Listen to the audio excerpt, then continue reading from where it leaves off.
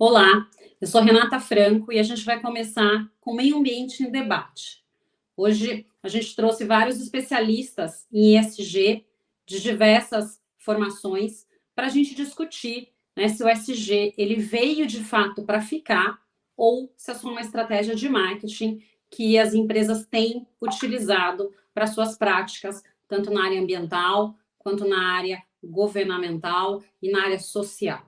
Então, muito bem-vindo a todos e vai ser uma conversa muito bacana sobre, né, o ESG, meio ambiente, a questão social e de governança que hoje está tão em voga, né? Acho que essas três letrinhas elas acabaram substituindo a questão de sustentabilidade no universo corporativo. Né, acho que tem inúmeras dúvidas ainda, né? Acho que inúmeras questões para a gente conversar hoje, né? Então, vou começar colocando aí alguns pontos chaves, tá? E para a gente acabar desenvolvendo aqui a nossa conversa. Do ponto de vista de vocês, né, é possível atuar com base na busca pela conservação do meio ambiente e o alcance da sustentabilidade, né? Como que ficaria essas questões de sustentabilidade e o SG? Eu sei que o SG ele acaba sendo muito maior, mas a gente acaba tendo uma vertente aí voltada para a preservação ambiental, principalmente agora em que se discute muito também as mudanças climáticas e a questão de mudança climática e a pauta do SG praticamente elas estão caminhando aí de mão dadas, né?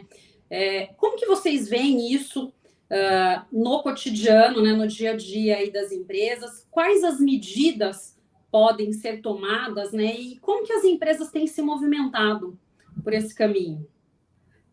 Quem quer começar? Vamos lá. Posso começar? Bem, sim, assim, na minha visão, acho que é possível sim, né? Dando um exemplo clássico aqui na Eurocolchões, tá? A gente criou uma linha de colchão completamente sustentável, tá? Do início ao fim do colchão.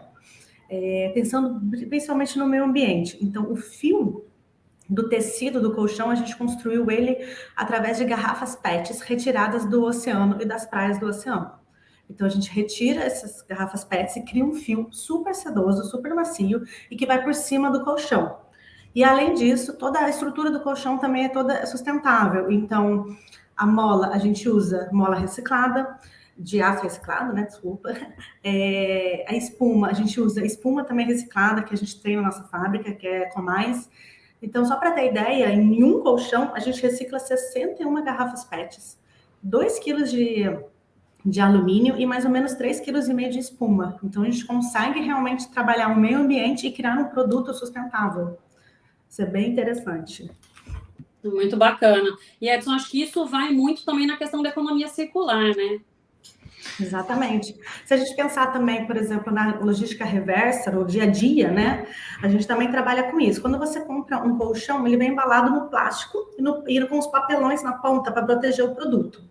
Quando o cliente ele não quer, né, o plástico, o papelão, a nossa equipe de logística, né, que é um parceiro nosso, ele pega, retira esse plástico, esse papelão e envia para ONGs para realizar reciclagem, ONGs de reciclagens, tá? Então, a gente recicla, em média, por ano, mais de 10 toneladas de plástico, mais de 20 toneladas de papelão, só com essa logística reversa. Então, sim, é possível, na minha visão, trabalhar o meio ambiente junto com o negócio. Muito bacana. Edson, não sei se você quer complementar essa questão da economia circular também, que eu acho que acaba, né, estando diretamente relacionado ao que a Ariane acabou de colocar. Com certeza, né? Eu acho que essa sua pergunta é muito pertinente e é sempre importante a gente colocar todos esses marcos, né? Agora a gente está considerando o ESG como um novo marco no mundo dos negócios, dos investimentos, né? Mas a gente tem que colocar sempre uma perspectiva histórica dentro desse contexto, né? Esse ano a gente está comemorando 50 anos da Confederação, da reunião em Estocolmo, né? E já nessa reunião, em 1972, o mundo já estava discutindo justamente a questão dos impactos humanos, a questão do impacto das empresas, dos negócios sobre o meio ambiente, né? De lá para cá, a gente passou por muitas, vou chamar de vertentes, né? Pegando do ponto de vista empresarial, considerando a responsabilidade ambiental, responsabilidade socioambiental, a questão das certificações do ISO 14001, até chegar mais recentemente, na década de 80, final da década de 80, né, na questão do desenvolvimento sustentável, sustentabilidade, e agora estamos dentro da pauta ESG, ou seja, o mundo, de forma geral, tem discutido essas questões ambientais e sociais, que nas últimas décadas, para mim, é indissociável, e a gente tem que falar do socioambiental o tempo todo, né? É muito importante a gente entender que essa pauta é uma evolução dessas várias pautas que já ocorreram no passado. E, na verdade, você perguntou se é possível. Na verdade, eu não acho que é possível, eu acho que é urgente a gente entrar nessa pauta com mais força do que a gente entrou nas pautas anteriores, nas décadas passadas. E acho que um dos modelos que dialoga, que eu acho bastante interessante, é justamente o modelo de economia circular, que eu acho que traz dois pontos muito interessantes, que a Ariane já colocou muito bem, né? A questão não só da reciclagem, mas do reaproveitamento, do reuso de materiais que já estão em circulação, diminuindo um pouco a nossa pegada material e a produção de resíduo e lixo no final do processo, e a questão da corresponsabilização, né, de todos os atores da cadeia responderem dentro dessa pauta ESG, dentro daquilo que diz respeito, né? Então, tanto quem extrai, quem produz, quem transporta, quem consome, quem descarta e quem cuida da gestão do resíduo, tem responsabilidades dentro dessa nova pauta, que na verdade já não é tão mais nova, a gente está falando isso desde 2013, 2014, né? Mas trazendo à tona essa questão da corresponsabilidade dos diferentes atores. Não, perfeito. Edson, eu acho que realmente é um caminho sem volta, né? Tem alguns críticos, que eu até vou entrar nessa questão um pouco mais para frente, que talvez não concordem, né? Não tem esse ponto de vista, mas eu acho que é um caminho sem volta, não só para as empresas, mas para o mundo. Agora, uma coisa que me preocupa, talvez, é essa questão da corresponsabilidade, principalmente com o consumidor final. O consumidor final, eu acho que ele é de extrema importância em todo esse processo, desde a escolha na compra de um produto, coisa que eu acho que talvez o brasileiro ainda não tem muito essa cultura de pensar na compra de determinado produto em relação a como ele foi produzido ou pela própria responsabilidade socioambiental da empresa. Né? E acho que na questão também da reciclagem, da questão da logística reversa, então muitas vezes ele até teria preferência por um produto ecologicamente né, correto, ou com uma empresa que se preocupa mais com as questões ambientais, sociais e de governança, mas talvez ele quer ter o mínimo trabalho, né? Ele não quer fazer parte desse processo de responsabilidade. Então, queria que você também trouxesse um pouco seu ponto de vista a respeito disso. Como que você acha que o consumidor vai passar a se portar a partir dessas questões, né? Olha, como você falou muito bem, Renato, o consumidor tem um papel fundamental nesse processo. Ele é determinante de processos e caminhos ao longo de toda a cadeia, né? As escolhas que ele faz ali no dia a dia são fundamentais. E, na verdade, eu acho que uma coisa muito importante para a gente fazer melhores escolhas é garantir a transparência das informações com relação aos produtos e fabricantes, né? Então, não adianta eu querer comprar uma coisa e ir atrás de informações sobre aquele produto, sobre aquela empresa, se não existe uma transparência, muitas vezes, uma disponibilidade dessas informações para que eu faça uma escolha mais consciente. Eu concordo com você, que eu acho que ainda tem muitas pessoas que ainda não se preocupam com isso, mas basta olhar para as pesquisas e a gente vê que uma fatia cada vez maior dos consumidores tem se preocupado com essas questões. Muitas vezes essa preocupação ela não se transforma numa ação no dia a dia, mas a tendência é que o público, não sei se é a melhor palavra, né? Mas o público consciente, o público mais ativo, vai ser a maior parte do público nos próximos anos. Público que quer fazer melhores escolhas do ponto de vista social e do ponto de vista ambiental. Não, maravilha. E Duto, né? Pode falar, Luciano. Não, é só que eu queria aproveitar o Edson para, de repente, lançar uma reflexão, uma provocação, não sei, porque não sei se cabe isso, ou você quer continuar conduzindo. Não, fica à vontade, vamos lá, é para a gente bater um papo mesmo. Não, é porque eu acho interessante quando você trouxe, e qual que é o papel do consumidor, né? Eu acredito que o movimento ESG é um movimento que só vai acontecer de verdade através das pessoas, é um movimento social, né? E aí, com relação aos resíduos, até saiu recentemente, vocês devem ter visto o relatório do IPCC, falando que para manter o aumento da temperatura global em 1,5, está começando a beirar o impossível. É muito provável que a gente não vai conseguir, né? E ainda conforme um relatório da OCDE, agora de junho, ela divulgou, eu não sei se vocês acompanharam essa notícia, o uso de plástico que deve triplicar em menos de 4 décadas, e como esse material não é biodegradável, o lixo resultante dele também vai aumentar. Esse relatório fala que a produção anual de plástico à base de combustível fóssil deve chegar a 1,2 bilhão de toneladas até 2060, e os resíduos, consequentemente, devem ultrapassar 1 bilhão de toneladas. Então, a gente fica perguntando, por que nada... A gente está nesse movimento ESG, mas a gente não vê nenhum efeito positivo até agora, né? E eu acho que parte muito dessa questão da educação e das pessoas, da forma como as pessoas consomem. Está muito aí a base disso tudo. Eu acho que também tem a questão que a gente não sabe valorar recurso natural, então a gente não internaliza, as empresas não externalizam de forma eficiente as externalidades das suas atividades, sustentabilidade é custo, né? Mas eu acho que essa questão, pegando esse gancho que você acabou de falar, é muito interessante. Por exemplo, vamos dizer, na Europa, o modelo europeu, você tem a taxa do lixo, a sociedade está disposta a pagar uma taxa do lixo, então isso já, as pessoas lá têm uma preocupação absurda com reciclagem, e não é porque é uma sociedade muito mais evoluída que a nossa nesses assuntos de sustentabilidade, é porque eles pagam, né? Porque existe ali, eles efetivamente atuam na cadeia, né, da nossa PNRS, com a sua responsabilidade compartilhada daquilo que é atribuído ao consumidor final. Uhum. Aqui ninguém assume porque não tem esse incentivo, que eu vou dizer assim, né, dessa cobrar taxa do lixo, a gente não cobra água, então assim, a gente tem muita dificuldade de valorar recurso natural ainda. E eu queria saber se o Edson acha que isso, talvez, porque a gente esperar as pessoas assumirem essa consciência, gente, não dá tempo, é o que você falou, Edson, a gente não tem tempo para isso, não. Então, eu acho que, de repente, teria que ter um catalisador, um acelerador, para que esses comportamentos mais sustentáveis comecem a ser incorporados no dia a dia do cidadão, porque é ele a chave disso tudo, na minha opinião.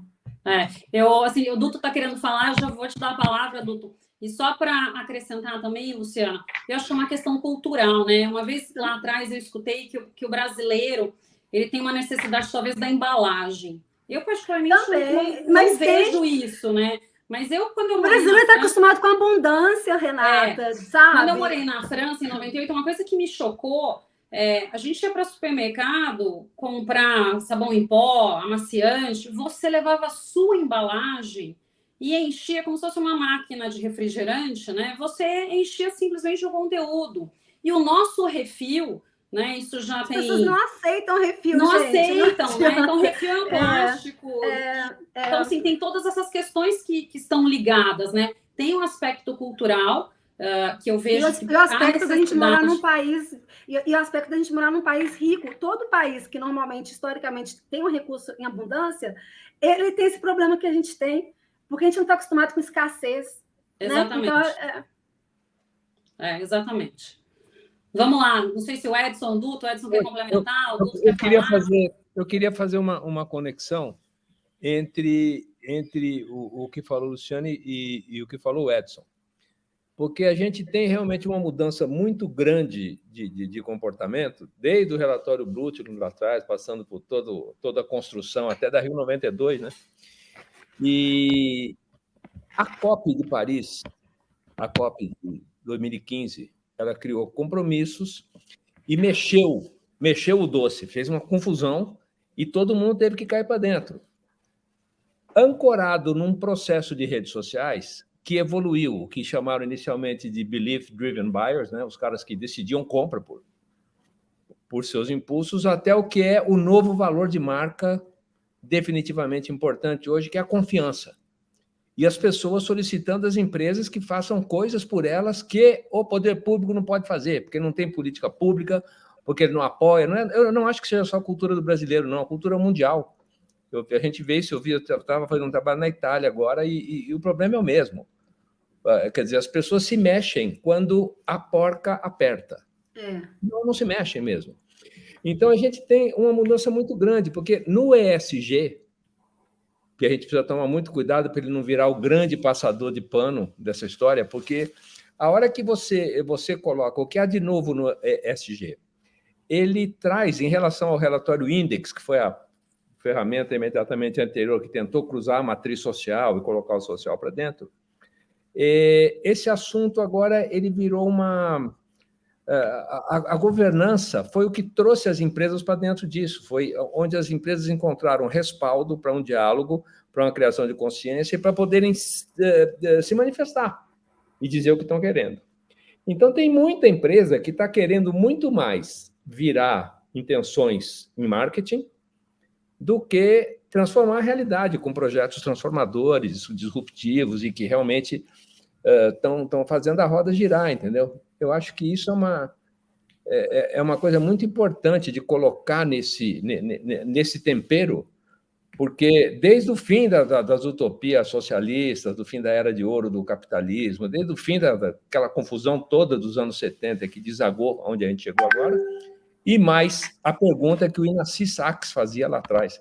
Quer dizer, até onde a gente pode ir sem destruir esse planeta? Que é uma questão cotidiana, não é coisa de hippie, não é coisa de falar em volta da fogueira, a gente precisa saber disso, porque essa semana, na Itália, a Itália vem ano a ano sofrendo ataques climáticos intensos. Uhum. Quer dizer, não só a Itália. Na Itália ela é pequenininha e tem muita montanha ali, os acidentes são mais fortes, né, os acidentes de clima. Mas o semiárido brasileiro, que sempre foi atacado tradicionalmente pelo clima, na onda da formação natural do clima e de características, e a ação antrópica lá não era tão brutal, mas já era ruim.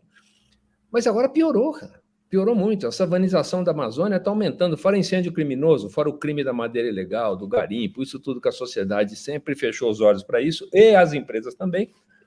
Isso tudo é uma água que já está batendo na cintura, vamos chamar assim, de todo mundo. Então, a gente tem o que eu queria... Esse era o pacote que eu queria fazer. A gente compreendeu o processo histórico, como é que a gente se movimentou em relação a isso, qual o papel que as redes sociais ocuparam e como as empresas vão tentar se ajeitar e se manter nos trilhos para lidar com a reputação. Isso só acontece com ações de mercado. Quer dizer, então, o mercado vai ser estimulado a isso. O crédito de carbono em programas de CRM vai ser uma obrigação de qualquer empresa, não vai dar para viver sem isso, porque a reputação não vai sobreviver. O case dos colchões, né, que a Ariane descreveu lá no começo, é muito importante, quer dizer, porque a gente vive, como disse o Oswald de Andrade lá um dia, a civilização não é nada mais do que o resultado da contribuição dos pequenos erros, entendeu? A hora que você começa a fazer alguma coisa e a se mexer, e você tem uma narrativa que permita você criar consciência, dizer para os outros o que está fazendo, e cobra das empresas, cobra do poder público. Quer dizer, você cria mecanismos de interatividade, esse é o século XXI, né? Pessoas conversando e tomando decisões, e fazendo pressão, cobrando, às vezes com dificuldades políticas de botar isso adiante, porque a vida nem sempre é fácil, né? Mas a gente imagina que isso aí é um negócio, cara, que os mares da história nunca foram tranquilos, né? E a gente tem que ir quebrando essas ondas e andando, porque cada dia, cada enxadada é uma minhoca. Então a gente tem que... Tá aí. Eu queria dar essa amarrada aí nessa questão do social e no papel do ESG, sim, que pode ser cura e pode ser doença, se mal compreendido. Quer dizer, está baseado nas pessoas? Tá, mas não, a ação individual é outra. Seja um bom cidadão, seja legal com a sua mulher, com o seu amigo, com o seu vizinho, com o cachorro, que você é um cara legal, com o seu companheiro, com quem for. Agora, as empresas que entram nesse jogo, a hora que tem o discurso da governança para ser feito, elas precisam se organizar e prestar conta disso e atender essa demanda da sociedade que quer que elas façam alguma coisa, porque as pessoas não estão confiando mais nas instituições para fazê-lo. Eu acho que é uma crise de confiança. É verdade, concordo com você nesse ponto, Duto. Miguel, eu queria te escutar um pouco, né, como uma empresa de energia, e depois o Rodrigo, como alguém, né, junto com a Luciana, dentro de um escritório que presta serviço, qual que é a visão de vocês em relação a essas questões? Legal, Renata.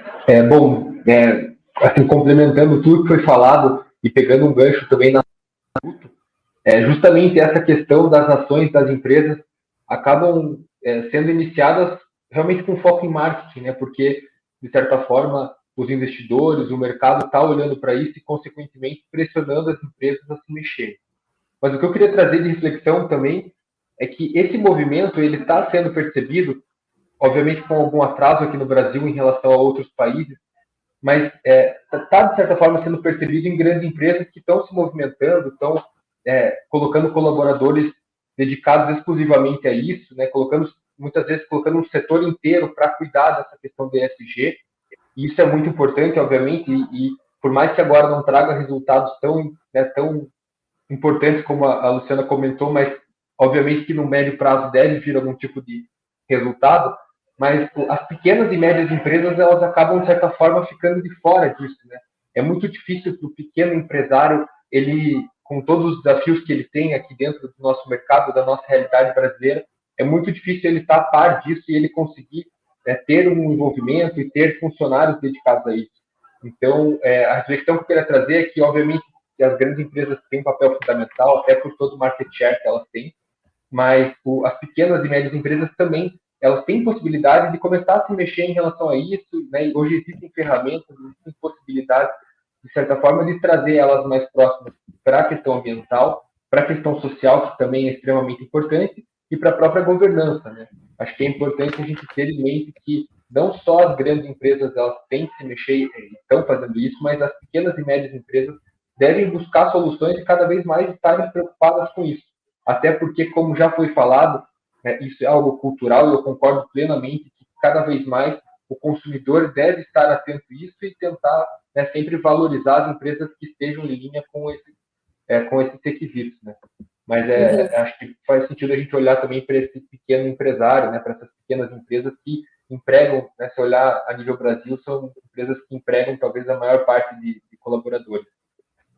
Bom, Miguel, você sabe que outro dia, né, eu estava conversando sobre SG também com uma grande empresa e tudo mais, e justamente foi tocado nesse assunto, né? Porque a grande empresa, ela começa a exigir que os seus prestadores também tenham uma política de ESG, justamente para prestar, né, os serviços, para fornecer matéria-prima, etc.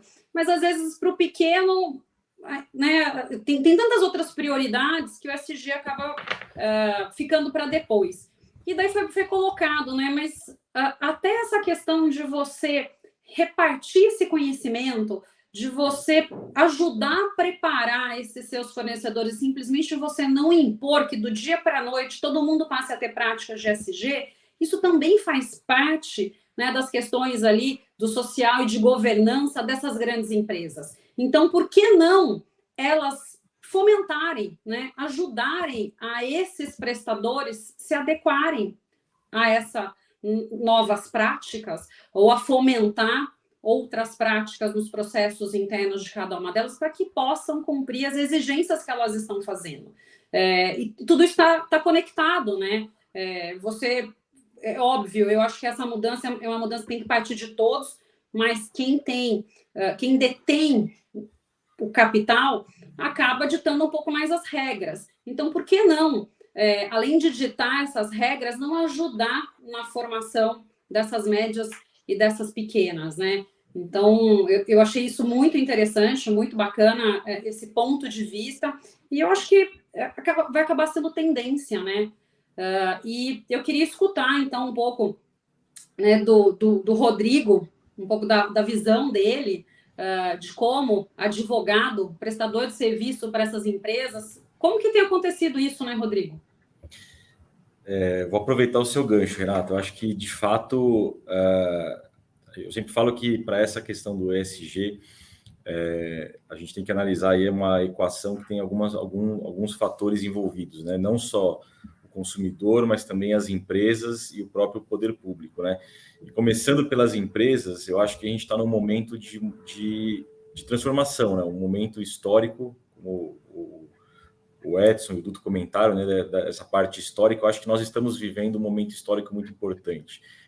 Do ponto de vista jurídico, né, nós saímos de um cenário, né, para as empresas, olhando sobre os olhos das empresas, nós saímos de um cenário de preocupação quase que zero da maioria das empresas, passamos de um extremo, entendo eu, de um extremo ao outro, tanto que até hoje a gente vê no noticiário, enfim, cases aí do greenwash, né, de informações que nem sempre são verdadeiras do ponto de vista das empresas para com os seus investidores, uma preocupação muito grande em angariar os recursos, né, conseguir os investimentos, mas não necessariamente aplicá-los aí a questões da pauta ESG, e agora acho que a gente está chegando num meio termo, em que as empresas perceberam, principalmente por uma mudança cultural dos consumidores, as empresas perceberam que, de fato, a pauta ESG ela veio, ela vai ficar e ela vai ser cada vez mais importante.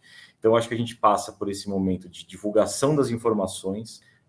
Quanto melhor elas forem divulgadas, mais os consumidores vão ter acesso a elas e isso gera um engajamento. Acho que é muito importante esse engajamento para esse outro fator, que é o consumidor, de fato, se preocupar com isso, não só porque ele vê na notícia todos os dias os efeitos da mudança climática ou o excesso de calor num país, o excesso de frio no outro, mas no dia a dia dele ele começa a perceber que, de fato, ele é um agente para essa mudança, para essa transformação. As empresas, por outro lado, criam esse link com os consumidores, isso acho que traz investimento. Os investidores cada vez estão mais preocupados, de fato, em saber em concreto quais são as medidas relacionadas à pauta ESG que as empresas vêm adotando.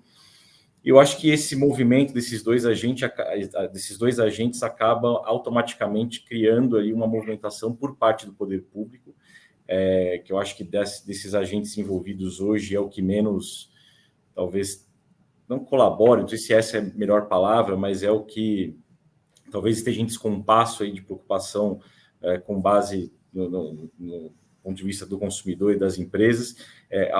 Houve, é claro, uma evolução legislativa ao longo dos últimos anos, né, relacionada a essa questão, não só do ponto de vista dos investidores, da regulamentação, né, do mercado de capitais, mas também a Política Nacional de Resíduos. A gente traz aí uma evolução legislativa ao longo dos últimos anos para com essa pauta ESG, mas eu acho que falta talvez políticas públicas concretas para que tenha segurança jurídica, não só das empresas, dos investidores, mas também dos consumidores, para que todos nós tenhamos noção do nosso papel nessa difícil pauta relacionada ao clima.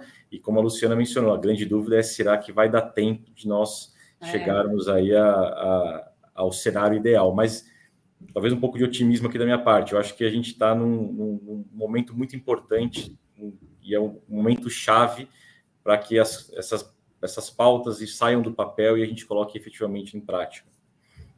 Não, perfeito. Concordo com você. Posso dar um palpitinho aqui? E, Renato, vai junto aqui até um convite, provocação a você e aos nossos amigos advogados. Esse seu programa é uma ferramenta muito legal para conversar com o pequeno e o médio produtor. Porque esses caras não têm segurança jurídica para prosseguir antes de qualquer coisa. Porque a questão do jogo grande, do jogo de muito dinheiro, do grande capital, é que eles têm como lidar com compliance com mais facilidade. E compliance é fundamental nessa governança do ESG. Então, é mais fácil o pequeno produtor continuar comprando assets da China, feito com mão de obra escrava. E fornecedores, eu trabalho muito para a indústria da moda. Eu trabalho há muito tempo, eu tenho uma convivência longa nesse mercado. E os caras, você pede a cadeia de custódia para um fornecedor chinês, o cara dá risada. Fala, não tem, que é isso? Não é o que é isso, é que nem o cara fala, imposto de renda, o que é isso? É a mesma coisa. Os caras sabem que tem, mas não são forçados a lidar com isso. Então, o pequeno e o médio produtor, ele fica sem mobilidade, ele fica sem possibilidade de fazer. A gente lida muito com projetos concretos disso aí. A gente trabalha muito no semiárido, a gente trabalha muito em outros países. trabalha com essas cadeias de custódia, e você tocou num ponto-chave. E o que precisa fazer é que programas como o seu precisam falar mais disso e dizer para essas pessoas o que elas podem fazer, o que existe, projetos que elas podem apoiar, se ela não pode melhorar nisso, melhorar naquilo. Quer dizer, é criação de awareness, de consciência nesse mercado, é fundamental. E eu acho que os comunicadores são um papel importante, você devia estender o seu programa, fazer uma ativação do seu programa, da sua discussão, com esse rol de pessoas que tem cases, sabe? Esse case do colchão eu acho bárbaro, cara. Sim. Você fala, isso não tem escala. Mas isso é fundamental, isso é espetacular. Quando você pensar no número de colchões, então, a hora que você põe escala nele, é espetacular. A hora que você pensa nos lixos de resto de roupa e de colchão que tem no deserto do Atacama, que tem na Austrália, que tem no Oceano Atlântico, rodando lá no rodamuinho, perto da Austrália. Cara, isso é um inferno. Então, todas as ODS, todo o discurso, ele fica muito pífio, sabe? A hora que você não dá segurança jurídica para essas pessoas crescerem, e a hora que você não cria consciência sobre as possibilidades. As pessoas não se dão conta que elas estão numa pista livre, com o tanque cheio, vai sair voando, cara. Um vai decorar mais rápido, outro mais baixo, outro leva mais gente, outro menos gente, mas o mundo está aí, desde que a gente viu, como dizia o Caetano Veloso naquela música dele, aquele astronauta que fez a primeira selfie, a selfie mais importante da história, que a Terra aparece azul lá atrás dele, aquilo ali mudou o mundo. Em seguida, cara, teve a invasão da Tchecoslováquia, teve o eurocomunismo, teve um monte de coisa que aconteceu, mesmo maio de 68, na França, o mundo começou a virar. Quando a gente descobriu que o planeta era esse aqui. E eu acho esse papel que a gente tem, a gente está aqui agora falando desse assunto, segunda-feira à tarde, você fazendo um programa, as pessoas dedicando esse tempo para falar o que é que a gente pode fazer por isso, né? Como é que essa roda gira? O que eu faço? Né? Isso é bárbaro, cara. É duro dividir esse sentimento de ser muito crítico e muito otimista. É o sofrimento. É verdade, é verdade. E assim, os advogados e comunicadores, viu? Pronto. E pegando um pouquinho assim, né, de tudo acho que o que foi falado, tem um lado que acho que faz uma crítica, que essa questão do ESG é muito mais uma peça de marketing do que uma mudança de comportamento, né? Inclusive tem o Papa da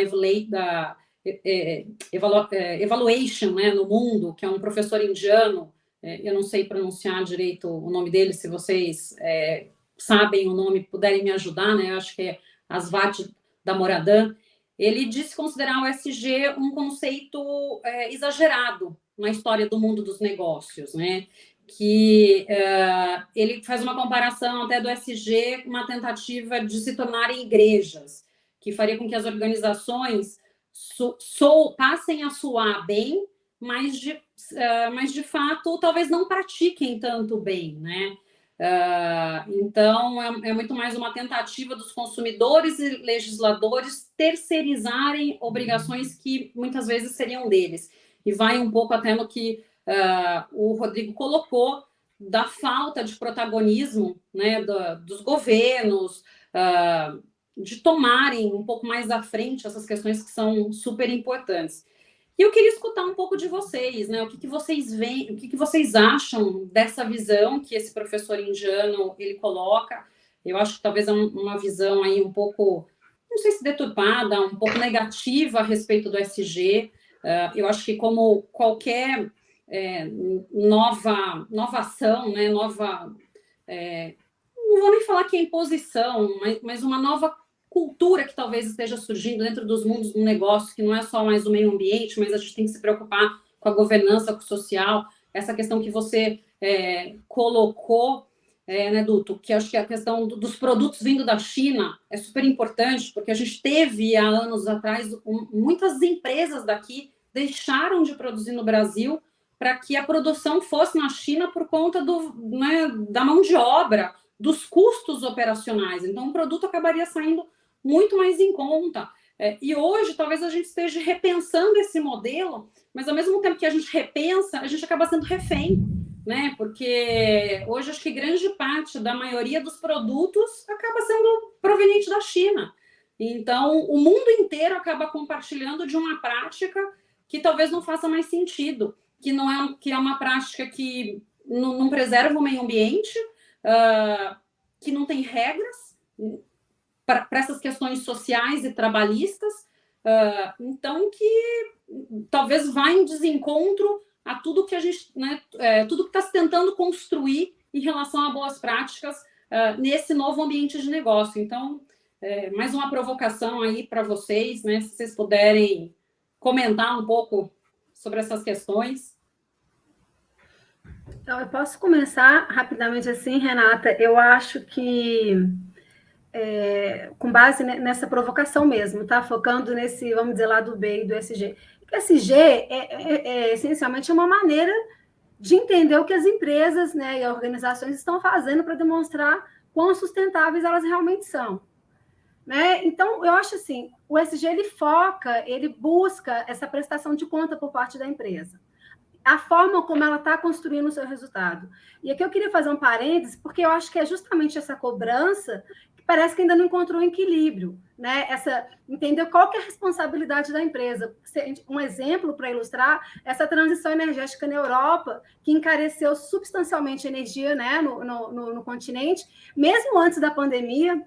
E agora eles se encontram refém da Rússia, que indiretamente eles estão financiando a guerra na Ucrânia, porque a Europa, né, de acordo com a reportagem lá, enviou 35 bilhões de euros para a Rússia nesse período todo por conta da energia, e 1 bilhão de euros para a Ucrânia em ajuda militar. Então, está voltando a usar o carvão, porque forçou talvez foi muito forçada essa transição energética que eles se propuseram a fazer. Isso tudo é só para dizer que a gente tem que ter cuidado com o que a gente entende que é responsabilidade das empresas. Né? Eu vou voltar nessa tecla.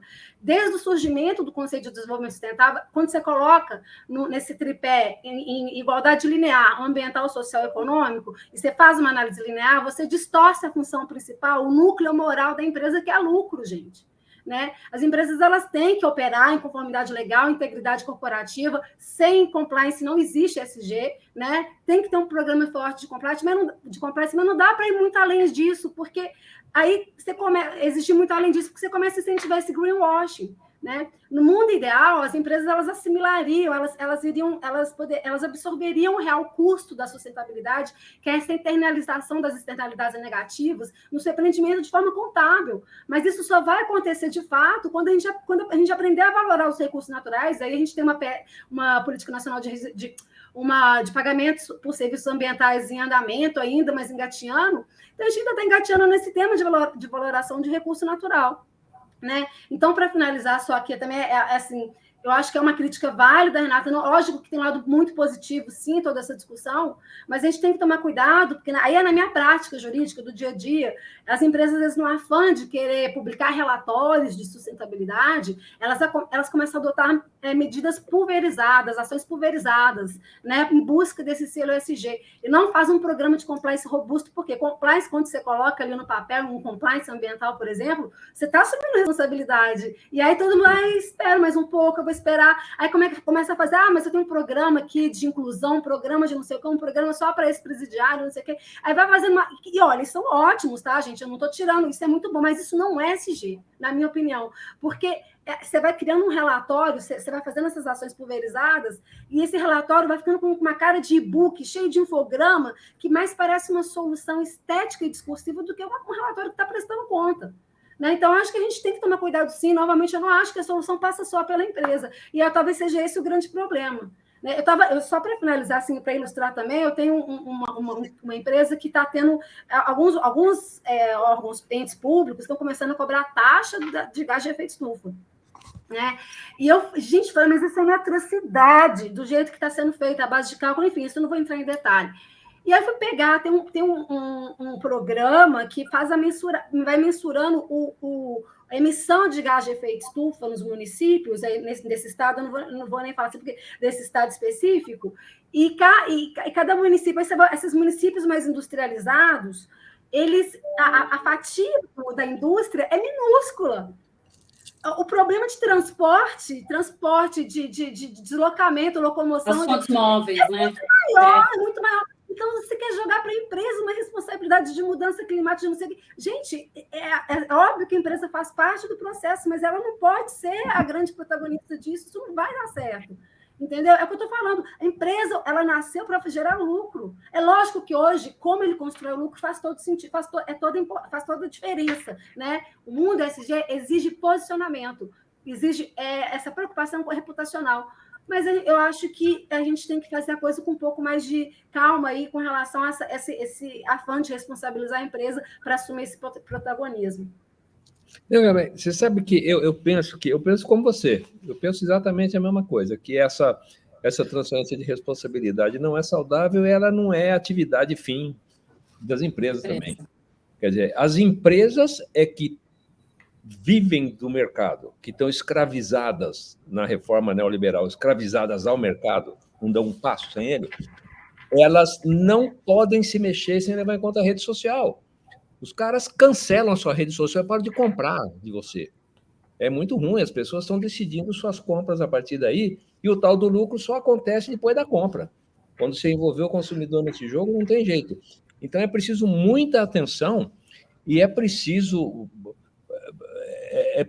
que a gente tenha, em última instância, mas essa seria uma discussão que até escapa um pouco do nosso fórum aqui, seria a gente compreender que politicamente, a gente precisa de governos capazes de darem conta do recado. Entendeu? Darem conta do recado, de lidar com asset natural, de lidar com os recursos naturais e de lidar com a... Cara, uma vez teve uma discussão, eu estava num projeto sobre paradigma energético e estava aquela confusão que os Estados Unidos brigando com o mercado de álcool com o Brasil e com a Índia, os Estados Unidos meteu uma commodity de milho baratíssima e passou na frente dos dois no mercado de etanol. Foi 2008, 2009, por aí. Então, o que aconteceu? Até que foi, vou falar de novo dele aqui, o Inácio Sachs, que apareceu e falou, mas olha, as pessoas, isso é uma besteira, porque as pessoas não estão com fome por falta de comida, elas estão com fome por falta de dinheiro. Quer dizer, ele recolocou a situação num outro patamar e tirou a empresa fora disso. É uma situação sistêmica. A gente vive uma situação sistêmica em relação a isso. Mas as empresas que estão se aproveitando disso, vivendo disso e vendendo mercadoria para esse mercado, ela tem que explicar esse produto. Não só para ficar bem na fita com o consumidor, mas porque existe uma legislação que evoluiu nesse sentido. Muita coisa foi criminalizada, não dá mais para você pegar. E já tivemos um cliente que teve um navio de suco de laranja devolvido no porto, na Alemanha, pela PepsiCo, porque havia indícios não esclarecidos de utilização de mão de obra infantil naquele suco. Eles não deram autorização para o navio atracar. E aí a empresa teve que correr atrás de mexer com o footprint, fazer alguma compensação e mexer com o greening, que era a quantidade de veneno que impregnava a folha. Então, quer dizer, é um jogo, eu penso, que ele é muito complexo. Ele é muito complexo a hora que você resolve entender como é que funciona o Estado, como é que funciona o capital, como é que funciona o trabalho. Quer dizer, é um negócio que a gente não resolve com a sigla. Não tem sigla que resolva isso. O que resolve isso é organização social, é validação científica, é proposituras que percolem corretamente na sociedade, né? E um trabalho decente dia a dia de cada um. Por exemplo, os trabalhos de circularidade, por exemplo, que é onde a chapa esquentou agora. Isso é o que tem de super interessante. Ele coloca ações, o cara fala, mas eu não consigo fazer nada. Para mexer com um negócio desse, eu preciso ir fazer cultura de algodão orgânico no sertão. É balela. O algodão orgânico não tem escala para entrar nesse jogo. Ele estraga o solo, quase tanto quanto o outro, e ajudam as pessoas que estão ali lidando, que podem pegar um pouco do algodão para fazer forragem de gado e tal, e toca a vida deles. Mas o problema do asset, o problema do recurso natural, não foi abordado, e é uma tentativa das empresas. E está na alegação ESG, está no footprint, está no GRI dos caras isso aí. E não é verdade. Então vai chegar uma hora que você não vai poder fazer isso. Quer dizer, a Europa está em convulsão lá, porque a Holanda, esse fim de semana agora, o fim de semana passado, avisou que vai parar com a produção agrícola.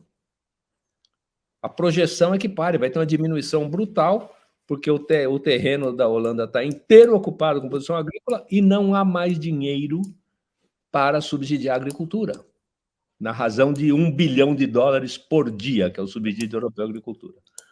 Não tem mais dinheiro para isso. Então, o que vai ter que fazer? Eles vão ter que reinventar a partir ou de uma biocivilização do futuro, ou de alguma coisa, não sei, alguma utopia vai ter que aparecer aí para dar conta do sonho e as pessoas poderem tocar o barco, cara, porque que não é para ficar por conta dos governos, Luciano, eu tenho certeza também. Nem é atividade fim de um nem de outro. E o risco é esse. O risco é empurrar para cima deles, né? Eu penso que o que é preciso é um processo permanente de criação de consciência e discussão para que esse caminho seja encontrado a cada dia. Sim. E acho que por todos, né, Duto? Não tem. Eu acho que a Luciana tocou num ponto, e você também, né? Super importante. Não é o fim da empresa. É de fato lucro, e não adianta tampar o sol com a peneira, né? É óbvio que com o mundo na situação em que está, boas práticas em diversas áreas é muito bem-vindo, mas não dá para a gente transferir totalmente a obrigação ou responsabilidade do Estado e de outros entes simplesmente para a empresa, porque não é a solução. Né? Mas as empresas estão chamando para elas que estão chamando para elas que elas querem ganhar mercado com isso, Renato. E o que não é ilegítimo também. Sim. Veja que... Desculpa, Renata, te interrompi. Não, vamos lá. Eu ia na linha do Duto mesmo agora, né? É bom estar num painel assim com pessoas de diferentes áreas, né? Essa riqueza de olhares é muito importante e é uma coisa que ocorre raramente. Né, de poder ter alguém na mesa, um biólogo, eu sou biólogo de formação, apesar de trabalhar há mais de 30 anos com educação e sustentabilidade, eu sou biólogo de formação. A gente tem pessoas de empresa, advogados, o Duto, que já fez muitas coisas, né, que agora não, já há alguns anos, né, trabalhando mais com a indústria da moda, né? Em que instâncias no mundo real, tirando esse aqui, que a gente tem isso acontecendo para se discutir uma pauta ESG de uma maneira mais articulada e do ponto de vista mais complementar. Né? Então, eu acho que falta, sim, políticas públicas, falta, sim, falta financiamento, até ia complementar o que o Rodrigo falou, né? Não só política pública, mas precisa de grana, precisa de financiamento decente para que tudo isso aconteça numa escala menor das pequenas e médias empresas. Né? Se não tiver financiamento com taxas um pouquinho mais razoáveis do que estão sendo praticadas há não sei quantos anos, a coisa não anda mesmo. Né? Então, eu acho que a gente está lidando com uma complexidade que exige muito mais diálogo intersetorial do que a gente teve na história toda, desde a década de 70, quando eu citei lá a Conferência de Estocolmo. Né? E a complexidade é tão grande, né, que a gente fala da China, e aí a gente olha para uma China que é a maior produtora de energia eólica do mundo. É bom, né? Todo mundo quer energia limpa, energia alternativa, né? Mas existe uma gama enorme de outras práticas que a gente também, vamos dizer assim, não concorda plenamente. Né? A questão das grandes empresas, né? Ajudar, que a Renata colocou, né? Das grandes empresas ajudarem, né? Darem fomento às pequenas empresas para práticas ESG mais robustas. Mas o contrário também é verdade. A gente tem um ecossistema de pequenas e médias empresas que são modelos mundiais de práticas ESG e sustentabilidade, que podem ensinar as grandes empresas a fazer diferente também, né? Não é só de cima para baixo, né? De top-down, né? Tem um bottom-top aí também muito forte, em empresas que têm muita significância, e o Miguel pode me complementar. Na área de energia tem muitas e muitas competentes, né? Que podem ensinar muita empresa grande aí a fazer seu dever de casa no seu dia a dia, né? Então, a gente está lidando mesmo com um ecossistema de enorme complexidade, né? E eu acho que ainda falta muito isso, né? Ainda falta a gente se olhar, como a gente está fazendo aqui agora, que é muito bom, né? A gente se olhar, trocar ideia, ver quais são as nossas dores, quais são as nossas possibilidades. O que está acontecendo muito no mundo dos resíduos é, poxa, o seu resíduo é insumo para mim, só para dar um exemplo. Né? E que esses diálogos se fortaleçam em torno dessa, agora, de novo, eu falo, não é tão recente, né? Agenda ESG. E só para, talvez, Luciana, para para te dar não sei se é um alento, né, mas um caminho, né, quando a gente começou a falar de desenvolvimento sustentável e sustentabilidade, né, que foi um derivado dessa ideia, né, quem primeiro abraçou essas práticas foram as empresas. Né? Então, dá, às vezes, dentro de uma dimensão histórica, pode dar, às vezes, a impressão de que só as empresas estão sendo responsabilizadas. Não, eu concordo com o Duto. As empresas é que abraçam primeiro essas ideias, e essas ideias, como uma pedrinha jogada no lago, formam ondas que reverberam para todas as áreas. Né? Mas, historicamente, se a gente pega a ideia do desenvolvimento sustentável, dos ODS, lá com John Elkington, de 1990, né, que falou os 3 P's, né, que era People, Planet, Profit, né, que foi derivado depois para o ambiente social e empresas e negócios. Né? Então, as empresas historicamente abraçam e as empresas acabam se tornando multiplicadoras de bons modelos, de boas práticas. Né? Então, agora, Luciana, eu não sei se a gente está responsabilizando só as empresas. Eu acho que as empresas abraçam e isso vai reverberando para outros setores. É a impressão histórica que eu tenho. Para ser mais otimista. Já que você me chama, vai ficar parecendo que eu acho que a empresa não tem responsabilidade. Eu como advogada, jamais poderia defender uma situação dessa, porque até porque a empresa tem uma responsabilidade social muito, inclusive, normatizada. Eu entendo que a gente vive um modelo econômico que não é mais viável, que existem os limites, um limite planetário que tem que ser considerado, e que a produção ela tem que considerar esses limites planetários. Então, assim, todo o contexto dos 50 anos de Estocolmo, eu também acompanho tudo isso e concordo. Eu só estou fazendo um contraponto que, às vezes, nesse afã, porque tem muitas, vocês estão falando isso, mas se a gente for setorizar, talvez só as empresas. Eu tenho muitos clientes na área de mineração, de papel e celulose, essa turma que o capital natural é o core business, eles já estão nessa pegada há muito tempo, não é nem há 5, nem há 10, nem há 15 anos. Então, assim, você vai ver o que eles fazem, é uma coisa... A mineração já lida com a licença social para operar há muitos anos, muito antes de começar essa discussão toda. Então, isso tudo para mim está muito claro, entendeu? Eu só estou falando que, às vezes, porque agora tem muitas empresas, muita indústria que está querendo entrar, surfar nessa onda e começa a trazer dados que não são reais. Você tem um programa que você não tem um programa SG realmente robusto, você não está gerando impacto positivo da sua atividade. Desculpa, não está. Você falar que você cuida da comunidade ali, mas o seu quintal está cheio de resíduo mal depositado, você não está fazendo SG. Então, assim, e aí você começa a ver os resultados finais de relatórios que vão fazendo esses apanhados e nada está saindo do lugar, porque eu acho que existe muita histeria também nesse assunto, de querer todo mundo falar que é green. Então, assim, eu só estou fazendo um contraponto, porque algumas críticas que estão começando a surgir, é óbvio que a gente jamais vai poder jogar pedra no SG, muito pelo contrário, é um movimento muito bem-vindo, mas a gente tem que fazer esse contraponto, sim, porque tem muita empresa que talvez nunca tenha lidado com isso, agora está querendo pegar esses selos de verde, e ela não é, na verdade, né? Quando a gente fala um pouco de empresa, né? Desculpa atrapalhar um pouquinho aí.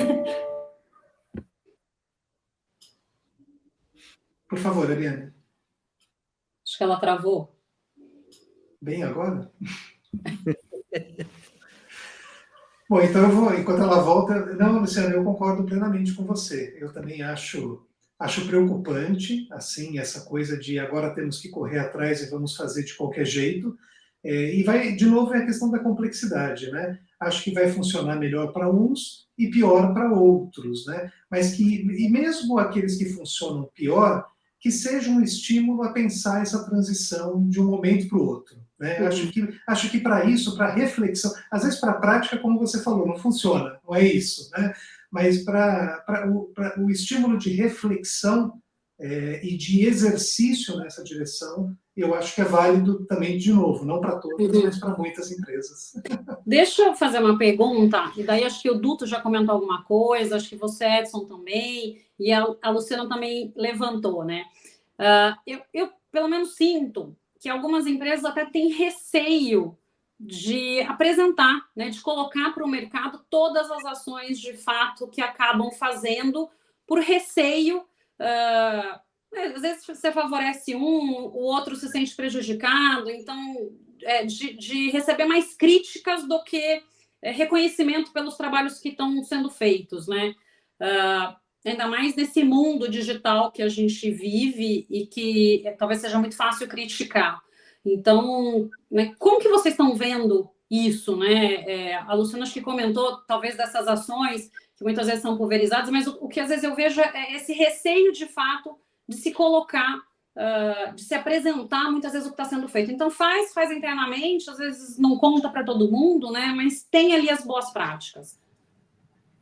Acho que, Renata, um pouco do que o Duto falou, hoje a gente vive na cultura do cancelamento, né? Ou seja, as empresas estão expostas e elas ficam cada vez mais vulneráveis, digamos assim, né, à opinião do público, e realmente uma campanha ou alguma ação que não caia muito bem perante a sociedade pode muitas vezes trazer prejuízos enormes, né, para a operação da empresa. Para a imagem, para a reputação, né?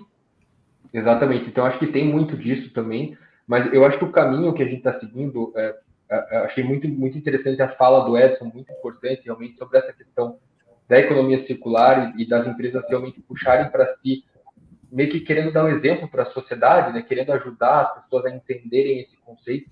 Eu acho que isso é uma questão, como também já foi falado, cultural, e aos poucos a gente vai criando esse hábito, né? A ideia é que isso se torne um hábito, tanto para as empresas quanto para o consumidor, que seja algo natural, que não seja mais algo forçado, também, né, em linha com o que a Luciana comentou, que não seja, né, algo que as empresas usem para fazer, né, uma campanha, marketing, mas que realmente seja algo normal e que vire uma realidade. Olhando um pouquinho o aspecto histórico, acho que um exemplo bem simples, mas é a própria questão da legislação trabalhista, né? Pensar que há décadas atrás, séculos, não tinha nenhum tipo de direito trabalhista, os trabalhadores eram cada vez mais né, escravizados e sujeitos a condições péssimas de atuação, e devagar as empresas, obviamente com apoio popular, com apoio do governo, as empresas foram entendendo isso, foi um choque muito grande, mas hoje é algo normal a empresa ter essa preocupação trabalhista, ou pelo menos deveria ser, né? Criou essa cultura dos direitos trabalhistas, da responsabilidade com o colaborador, só que não é algo de um ano para outro, né? Como foi comentado pelo Edson, a gente está aí há 8 anos falando sobre o sistema de ESG, e certamente isso vai levar algum tempo, talvez décadas, para que a gente crie essa cultura, crie esse hábito e vire algo normal, tanto nas organizações quanto na sociedade como um todo. Eu tenho um dado desse assunto aí da empresa que vai participar, sabe, que apareceu esse fim de semana. Essa semana houve na França um encontro muito importante na área de proteína animal, dos chamados dos monogástricos, quer dizer, fora boi. E esses caras são um player importantíssimo no contexto mundial, né? Eles são o footprint mais complicado que tem. E apareceu um empresário peruano, um empresário de proteína, grande, pequeno, big money, um cara com perto de 60 mil empregados. Esse cara, ele procurou o produtor de insumos na área de proteína e falou: eu quero fazer um trabalho sobre sustentabilidade. Aí o cara falou: bem, precisa ver se você está preparado, não está, isso custa, tem recurso? Falou: tenho. E às vezes demora para você ver de volta esse recurso, porque pode ser, ele falou: não tem importância. Eu quero fazer. Tenho recurso, tenho a vontade, porque a gente acha que está devendo isso de volta. Quer dizer, a gente tem dinheiro para isso e nós vamos fazer isso. Porque eu quero que daqui a 40 anos a outra geração da minha família possa se orgulhar do que está fazendo e possa ser um exemplo para isso tudo. Quer dizer, um caso espetacular, né? Que o cara é gente que tem o DNA de fazer isso aí. E gente que enxerga uma missão, observa a realidade e quer dar respostas sistematizadas a ela.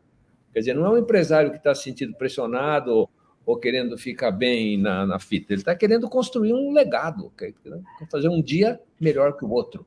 Que, na verdade, é o resumo da sustentabilidade, né? A perenidade e a existência da espécie.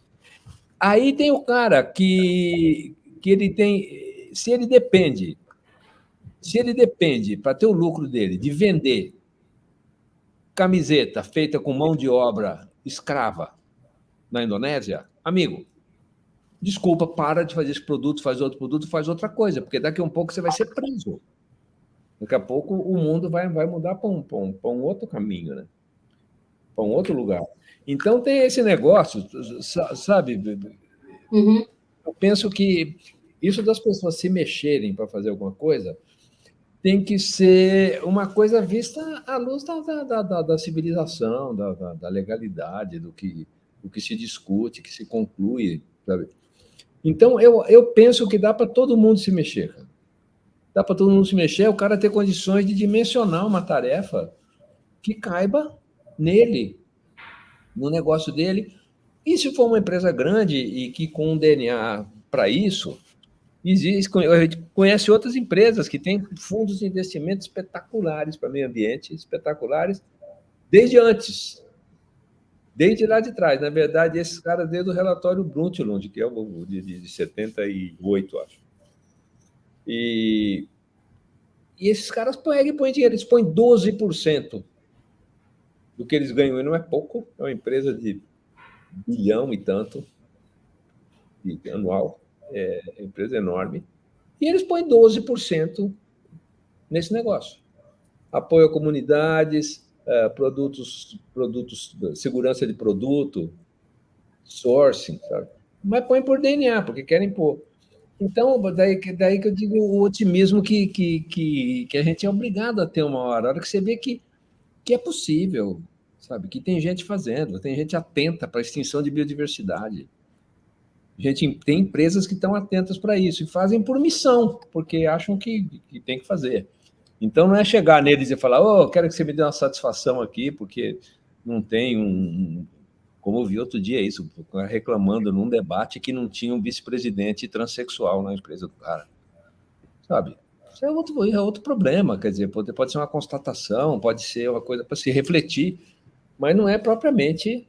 Quer dizer, por que vice-presidente, né? Por que não presidente, diretor?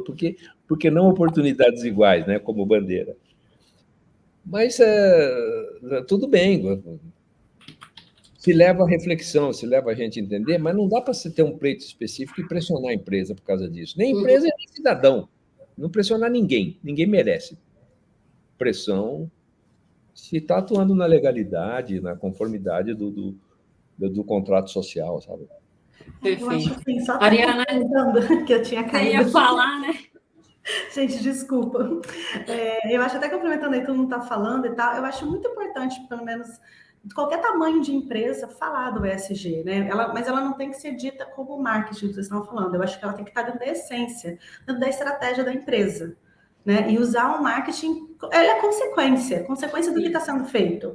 Então, quando eu dei o exemplo, por exemplo, da logística reversa, o que a gente faz, a gente literalmente o dinheiro que a gente faz a reciclagem não vai para a empresa. Ele vai simplesmente para a festa de final de ano dos montadores, dos entregadores. A gente não divulga isso em nenhum lugar, mas isso é uma ação social em que a gente acaba usando para outras. Então, assim como a Eurocolchões tem essas ações, outras empresas também têm. Então, não precisam ser hiper, mega grandes empresas com grandes incentivos, mas pequenas ações, eu acho que na minha visão, de pouquinho em pouquinho, a gente vai mudando um pouco o mundo, vai ajudando, vai trabalhando a sustentabilidade. Não, mas eu acho que é isso mesmo, Mariana. A gente não... acho que as empresas, né, elas precisam ter isso no core. Se você não tem isso no core, isso não acaba não sendo replicado, ou é muito pouco, né, o que se atinge a partir daí. Então, de fato, isso tem que ser internalizado por todos. E se a alta direção realmente ela assume esse compromisso, vem da alta direção, eu acho que isso é disseminado muito mais facilmente dentro da empresa, né? Acaba sendo replicado. E eu acho que é essencial mesmo, né? É a partir daí que a gente tem mudança de comportamento, mudança de cultura. Aí é que a gente tem a criação de uma cultura empresarial voltada mais para um ESG. Então, realmente, acho que você colocou aí, abordou um ponto que é fundamental, né? Que é essencial. E, assim, uma outra provocação, talvez, né? Se fala muito, e recentemente a gente teve a criação do índice na Bolsa de Valores, né? Do índice ESG. Como que vocês veem isso, né? Porque acho que tinha uma discussão muito grande, minha empresa é ESG, não, a minha é mais ESG que a sua. Nem acho que talvez acabava tendo, de fato, essa discussão, mas, às vezes, eu não sei se a sociedade, o mercado, acabava colocando. A minha dúvida muito maior é como que a gente mede algo assim, né? Eu não sei se é algo que dá para medir. O que acho que dá para a gente avaliar é se existem práticas que são realizadas, se de fato são implementadas, porque uma coisa é você ter práticas no papel, outra coisa é você ter práticas de fato, mas como, né, vocês veem isso, essa criação desse índice como vantajoso, como incentivador do ESG, ou simplesmente, talvez mais aí uma figura de marketing, talvez? Como que vocês olham para isso? Eu acho que, assim, na minha visão, né, a criação desse índice é muito mais pela mudança do comportamento do consumidor, né? O consumidor está cada vez mais procurando empresas e esse consumidor é um investidor. Então, assim, quais são as empresas que têm práticas sustentáveis, práticas que ajudam, e para entender. Mensurar realmente é mais difícil. As empresas têm que criar metas, né? Então, muitas empresas, elas estão aos pouquinhos criando algumas metas dentro dos setores, trabalhando a sustentabilidade, trabalhando ações sociais, e a partir dessas metas tentar mensurar e apresentar isso, principalmente as empresas de capitais abertos, né? Como não é o caso da minha, mas entre outras, eles fazem esse tipo de ações. Existe uma ferramenta que a B3, que a Bolsa está usando, principalmente por causa do assunto de green bonds, que é fazer um social listening, né, da empresa. Fora as ferramentas convencionais de RI e os relatórios de sustentabilidade, ver que certificação que ela tem, quer dizer, a pontuação normal que chamam de Brand Assets Valuation, né? Pega a classificação normal e, fora isso, eles encomendam um social listening da empresa, quer dizer, a rede social entra nessa conta. E isso dá um rating ESG para o cara. Eles ainda estão construindo essa ferramenta, ela não está pronta, não está decidida, mas ela é basicamente composta por esses valores. Assets demonstráveis, contratos demonstráveis, selos de certificações e social listening. Isso é o que, de fato, acontece. Eu acho que mais do que o índice em si, que eu acho que puxando só um último ponto da sua última provocação, Renato, acho que quando a gente sai dessa questão, né, do pouco holofote para o muito holofote, o que gerou uma corrida de algumas empresas para conseguir se enquadrar ou ter alguma atitude, alguma política dentro da pauta ESG, com essas ações pulverizadas, como a Luciana pontuou, e esse excesso, vamos dizer assim, né? Eu acho que a existência do índice por si só, ela traz aí uma segurança, vamos dizer, que existe algum tipo de parâmetro a ser observado. Não vai ficar, cada um faz o seu, eu sou mais que o outro, a minha prática é melhor que a sua, né? Existe um órgão regulamentador, um órgão externo, vamos dizer assim, com um índice que vai ser aplicado. Acho que o grande ponto é saber na prática como vai ser o procedimento, né? O processo para essa avaliação, para a obtenção dessa certificação, quais são os pontos que vão ser observados aí pela Bolsa, enfim, eu acho que a criação, na minha opinião, né, a criação do índice, eu acho que ela é positiva. A questão agora é a gente ver na prática como vai funcionar toda essa parte de avaliação para ter um norte, para todo mundo seguir esse norte e conseguir ter um parâmetro. Acho que a questão hoje talvez a gente não tenha um parâmetro e geram discussões que são bobas, vamos dizer assim, né? Não chega a lugar nenhum. Quem é melhor, quem tem mais, quem não tem. Agora talvez a gente tenha aí um parâmetro, ou são bem-vindas outras atitudes, outros parâmetros, que dá uma segurança maior para que tenha de fato uma avaliação, até para nós como consumidores sabermos exatamente se aquela empresa de fato tem aquela certificação, porque ela passou pelo crivo, passou por um procedimento, ela não tá só, a gente não está só se baseando nos relatórios que ela solta de uma forma pulverizada, enfim. Então, de fato, Rodrigo, e assim, né, uma coisa também que muitas vezes a discussão pode ir, né, eu cumpro a lei, bom, mas cumprir a lei é o básico, né, isso não quer dizer que você tenha... isso sim, né? Então, cumprir a lei é sua obrigação, né, não é uma prática SG. Então, talvez, né, a gente comece a criar, né, um mecanismo aí, de fato, para diferenciar, de fato, quem tem práticas e quem simplesmente tem o discurso de ter práticas, né, que eu acho que realmente é importante. E, Renata, é interessante você pegar o caso europeu, que estava até lendo isso essa semana, que as agências classificadoras, né, elas rejeitaram as propostas da União Europeia para regulamentar o setor. Então, assim, o mercado ele entende que a intervenção legislativa é importante, mas os principais responsáveis pelos dados ESG rejeitam as propostas de regulamentação da União Europeia.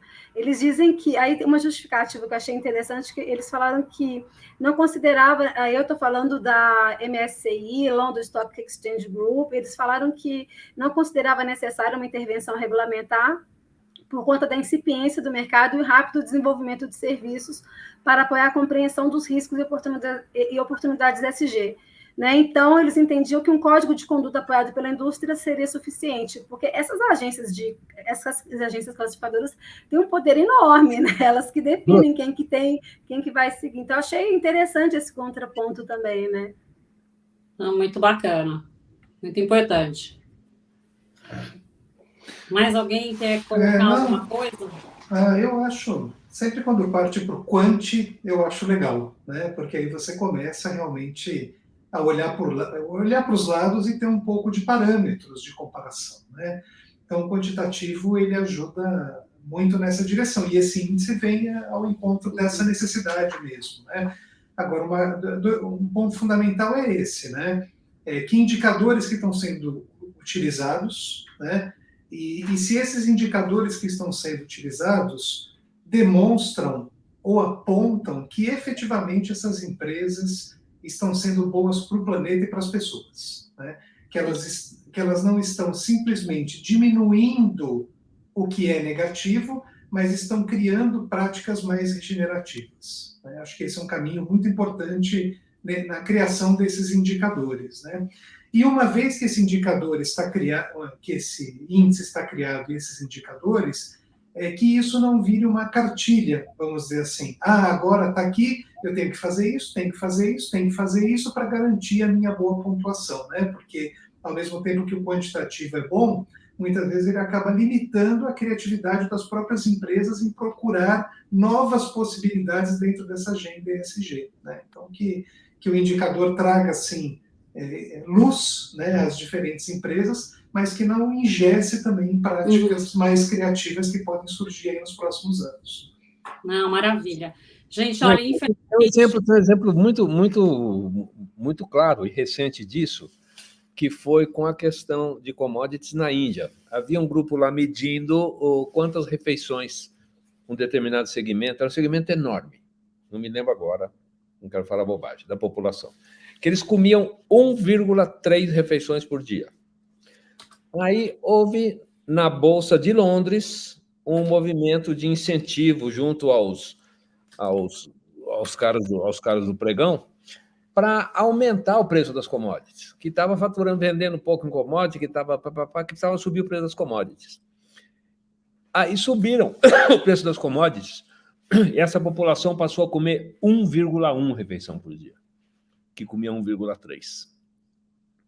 Quer dizer, a medição foi feita num contexto bastante amplo, mas que pretendia chegar nesse ponto aí. Era o grupo da FAO, das Nações Unidas, que estava fazendo esse estudo. Então, tem uma ligação entre essas coisas, cara, muito delicada e que é decisiva para a gente, né? A hora que você pode muito bem melhorar um índice e piorar outro. Sim. Isso foi feito de forma intempestiva, foi feito ou para um proveito de imagem, ou de marketing, ou político, ou de poder, ou o que quer que seja. Quer dizer, você pode, realmente, a borboleta pode bater asa aqui e fazer um maremoto ali, com facilidade. Gente, a conversa está muito bacana, está muito interessante, mas acho que o nosso tempo aí já está um pouquinho avançado.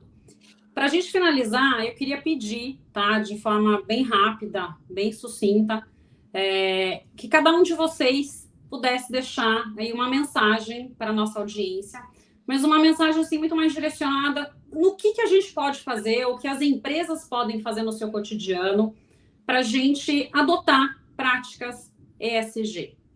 Vamos começar aí também por ordem alfabética? Ariane? Tranquilo.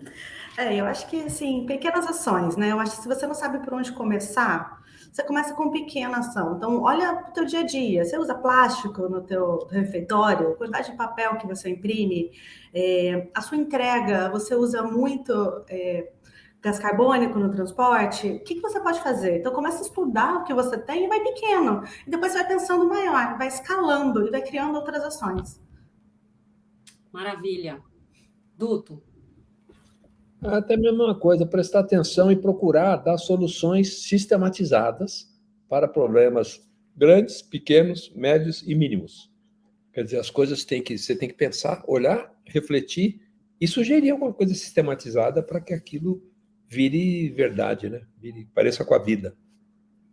Perfeito. Edson. Bom, nós estamos num ano muito importante, que é o ano de eleições, né? Então, busquem nas pautas, nas agendas dos seus candidatos, dos seus coletivos, candidatos que valorizem as questões ambientais, as questões sociais, as questões de valorização do trabalho das empresas e da diversidade. Luciano.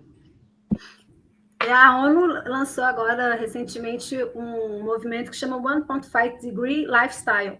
E lá eles colocam todas as medidas que a gente pode fazer no nosso dia a dia para ajudar aí no combate a questão da mudança climática. E isso vai de encontro, que novamente no que eu bati na tecla no início, que eu acho que o ESG é um movimento social feito por pessoas, né? E aí, só para finalizar essa fala, desculpa que talvez você fale mais que todo mundo, mas tem um livro que eu acho muito interessante, gente, do Roger Scruton, que fala sobre filosofia verde. E ele propõe como uma solução para a sustentabilidade que as medidas das ações devem ser locais para que tenha impacto e solução global, né? E aí ele finaliza esse artigo dele, esse momento que ele fala isso, dizendo o seguinte: curvo-me a evidência da história que me diz que os seres humanos são criaturas de afeições limitadas, afeições locais, das quais a melhor é a lealdade territorial, que os leva a viver em paz com os estrangeiros, honrar os mortos e preparar o terreno para aqueles que os substituirão como inquilinos terrestres, a intergeracionalidade. Eu acho que essa é a mensagem. Maravilha. Miguel. Bom, Renata, acho que a mensagem é para que todos fiquem atentos realmente aos pequenos detalhes, às pequenas ações, e que a gente faça o esforço agora para que isso se torne realmente um hábito, se torne uma rotina, e para que cada vez mais as nossas práticas naturalmente já estejam totalmente de acordo com o ESG, né? Perfeito. E Rodrigo, aqui para finalizar? Eu vou seguir a linha da Ariane. Eu acho que a questão, tanto para os consumidores como as empresas, é olhar para dentro de casa, olhar para dentro da empresa, começar pelo básico, porque de pouquinho em pouquinho a gente vai construindo aí uma pauta ESG com medidas efetivas, e não só preocupado em ter certificações ou publicizar aí algum tipo de informação que não é efetiva, né? Alguma atitude que não é efetiva. Então, começar com o básico de pouquinho em pouquinho, eu acho que esse é o segredo aí para você criar uma pauta ESG efetiva dentro da sua casa e dentro da sua empresa. Para fazer a diferença, né? Gente, maravilha, foi uma delícia conversar com vocês, né? Acho que foi uma troca muito bacana. Edson, isso que você comentou, eu sempre falo para os meus alunos, né? Toda época de eleição, a gente às vezes se preocupa em analisar algumas questões, mas não analisa o plano de governo para a área ambiental, né? E trazendo um pouco aí para o ESG, as questões de governança, as questões sociais. Então, realmente é uma coisa que a gente precisa passar a fazer, não só para a escolha de governo, mas acho que para as nossas escolhas no dia a dia também, né? Talvez esse seja um exercício que a gente precisa fazer, sempre talvez pensando em impactar menos o meio ambiente, né? Toda mudança, ela parte da gente como consumidor nas nossas escolhas, como profissional no nosso dia a dia, no desenvolvimento aqui do nosso trabalho, né?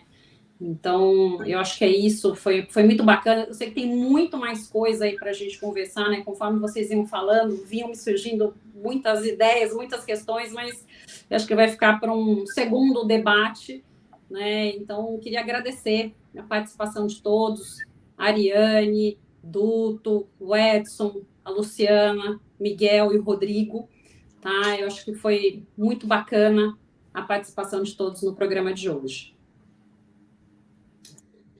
Gente, no programa de hoje, então, Meio Ambiente em Debate. Eu conversei com a Ariane, com o Duto, o Edson, o Miguel, a Luciana e o Rodrigo sobre questões envolvendo o ESG. Né? A gente fez uma análise crítica aí de diversos pontos para a gente refletir e pensar em como melhor implementar essas práticas que vieram para ficar, né? Que eu acho que não tem... É um caminho sem volta. Então, muito obrigada a você que nos prestigiou até aqui. Deixe seu like, compartilhe e se inscreva em nosso canal. Até o próximo debate.